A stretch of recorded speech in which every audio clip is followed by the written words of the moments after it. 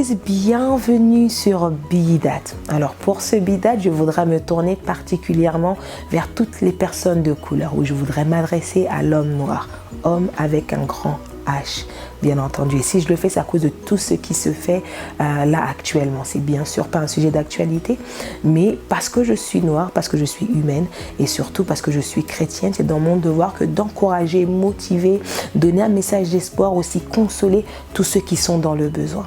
Et d'entrée de jeu, j'aimerais aussi le dire que ce n'est pas un message contre toute personne qui n'est pas noire, bien au contraire.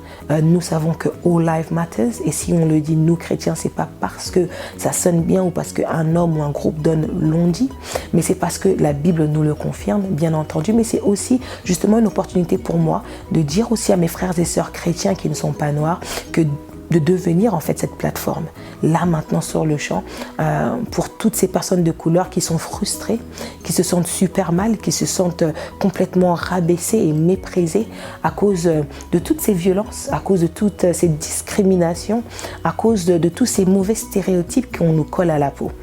Si vous le faites, je vous assure que le Seigneur sera si fier de vous et que vous ferez du bien à bien plus d'une personne. Au travers de ce bidat, j'aimerais dire, soyons fiers d'être noir, oui, black and proud. Pourquoi? Parce que le créateur de toutes choses, il nous a créés et il n'a pas fait d'erreur en nous créant. Il n'a pas fait d'erreur par rapport à la couleur de peau qu'il nous a donnée. Et il nous regarde avec beaucoup de fierté. C'est ainsi que nous devons nous attacher à cela et être fiers d'avoir cette couleur que Dieu nous a donnée. Oui, du haut de son trône, lorsqu'il regarde là sur la terre, il est tellement fier de ce qu'il a fait. Il est tellement fier de la couleur qu'il nous a donnée également, parce que nous aussi, nous avons de la valeur à ses yeux.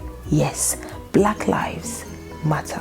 C'est très important que nous le sachions et que nous le disions, pas simplement parce que voilà, on est frustré par tout ce qui se fait contre nous, mais nous devons nous lever sur ces choses. Pourquoi? Parce que Dieu nous a créés comme ça. Oui, l'homme avec un grand H a été créé à l'image et à la ressemblance de Dieu. Alors il est très important pour nous que de ne pas croire à ce que Satan veut nous faire croire au travers des hommes qui, pour certains, sont ignorants, pour certains ont décidé simplement d'être méchants et qui veulent nous faire croire le contraire. Car non, nous ne sommes pas le fruit du hasard. Nous ne venons pas des animaux et nous ne sommes pas comparables aussi à des animaux. Dieu nous a créés et il n'a pas fait d'erreur en nous créant.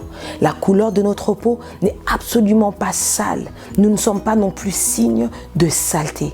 Non, nous ne sommes pas des moindres. Nous ne sommes pas inférieurs. Nous ne sommes pas des calamités, des malédictions. Ou encore, nous ne sommes pas la honte de l'humanité. Dieu n'a pas fait d'erreur en nous créant. Nous avons été créés pleins d'amour par Dieu. Oh oui, nous sommes aimés.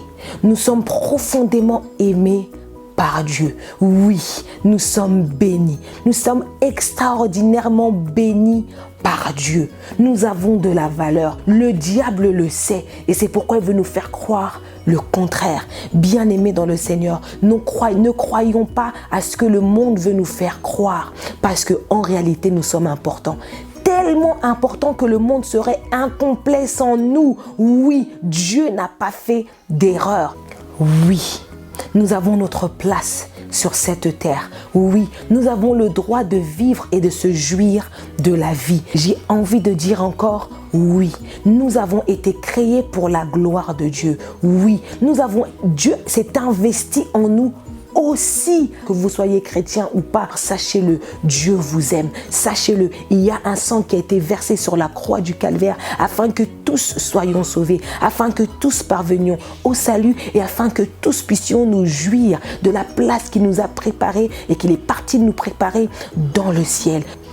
Il est vrai que c'est super frustrant que de voir qu'il y a des portes qui nous sont fermées au nez à cause de la couleur de notre peau. Il est vrai qu'on nous tue. Il est vrai qu'il y a des maisons, des emplois, des biens. Il y a des choses, des promotions qu'on ne peut pas avoir et des places qu'on ne peut même pas atteindre à cause de la couleur de notre peau.